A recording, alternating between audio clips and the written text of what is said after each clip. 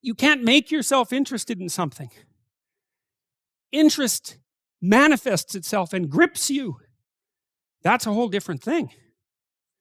And so what is it that's gripping you? And how do you conceptualize that? Is that a divine power? Well, it's divine as far as you're concerned because it grips you and you can't do anything about it.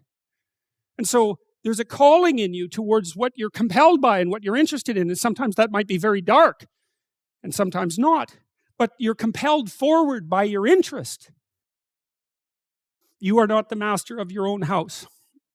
There are spirits that dwell in you, within you, meaning you have a will and you can exercise a certain amount of conscious control over your being, but there are all sorts of things that occur within you that seem to be beyond your capacity to control. Your dreams, for example, that's a really good example, or your impulses, for example. You might think of those as so foreign from you that they're not even, you don't even want them to be part of you.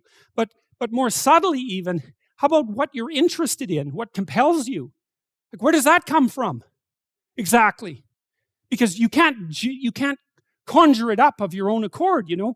So if you're a student and you're taking a difficult course, you might say to yourself, well, I need to sit down and study for 3 hours. But then you sit down and that isn't what happens. Your attention goes everywhere. And you might say, well, whose attention is it then if it goes everywhere? Because you say it's your attention. It's like, well, if it's your attention, maybe you would be able to control it, but you can't. And so then you might think, well, Jen, just exactly what the hell is controlling it? And you might say, well, it's random. Well, it better not be random. I can tell you that. That happens to some degree in schizophrenia. There's an element of randomness in that. It's not random.